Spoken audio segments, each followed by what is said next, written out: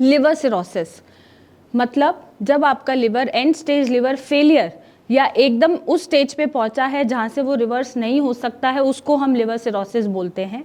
ऐसे में ट्रीटमेंट तो ऑब्वियसली डिपेंड करता है आप क्या ले रहे हैं, लेकिन अगर आप अपना खान पान ठीक कर लें तो ट्रीटमेंट के लिए इजी हो जाता है या दवाइयों के लिए इजी हो जाता है कि वो लिवर को इतना एटलीस्ट बचा के रख पाए जितना उसमें अभी क्षमता बची है काम करने की। और अगर हम इतना भी कर पाते हैं तो इस स्टेज को भी काफ़ी ईयर्स तक खींच लेते हैं और कुछ कुछ केसेस में लिवर की फंक्शनिंग नॉर्मल की तरफ रिवर्स होना शुरू हो जाती है।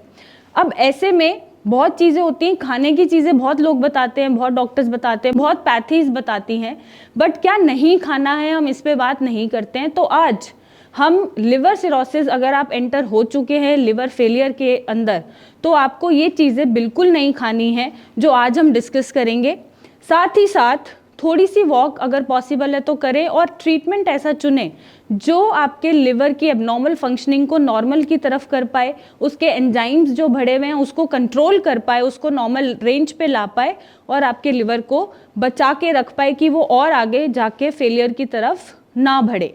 जो चीज़ें नहीं खानी है उसमें सबसे पहले जो आती हैं वो आता है रॉ फ्रूट्स एंड वेजिटेबल्स, मतलब आप कच्चे फ्रूट्स और कच्ची वेजिटेबल्स नहीं खाएंगे। आप कोई भी फ्रूट या वेजिटेबल खाते हैं उसको हल्का सा सॉटे करके विदाउट ऑयल और बटर ही उसका इंटेक करेंगे, जैसे हम बच्चों को देते हैं। आपने देखा होगा एप्पल हम छोटे बच्चों को उबाल के देते हैं जब वो 6-7 मंथ्स में एंटर होता है, तो वैसे ही आपको कोई भी फ्रूट या वेजिटेबल सॉटे करके या स्टीम करके ही खाना है, रॉ नहीं खाना है।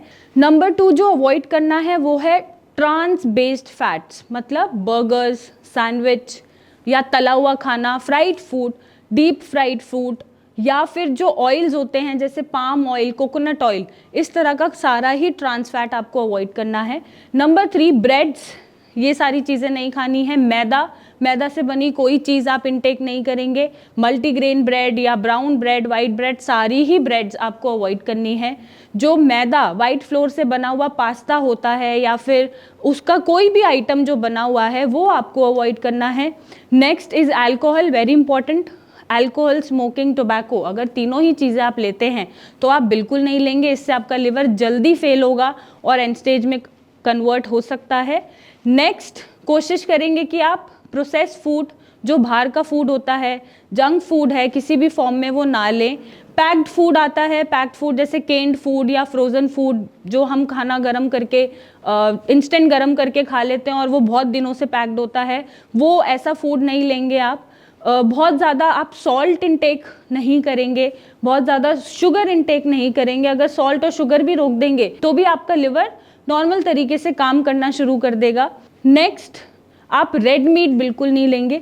रेड मीट में जैसे जो भी रेड मीट है, मटन आता है, बीफ आता है या चिकन भी आप बहुत ज़्यादा खाते हैं तो वो भी नहीं खाएंगे।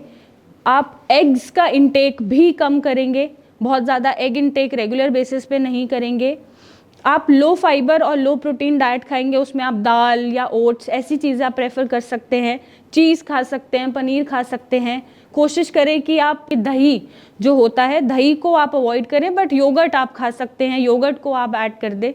जो भी ड्रिंक्स आती हैं, बेवरेजेस आते हैं, सॉफ्ट ड्रिंक्स आती हैं, कोल्ड ड्रिंक्स हैं, सोडाज हैं, जितनी भी ऐसी तरीके की ड्रिंक्स आती हैं जो एनर्जी ड्रिंक्स होती हैं, ऐसी ड्रिंक्स आपको अवॉइड करनी है, ये ड्रिंक्स आप नहीं ले सकते हैं।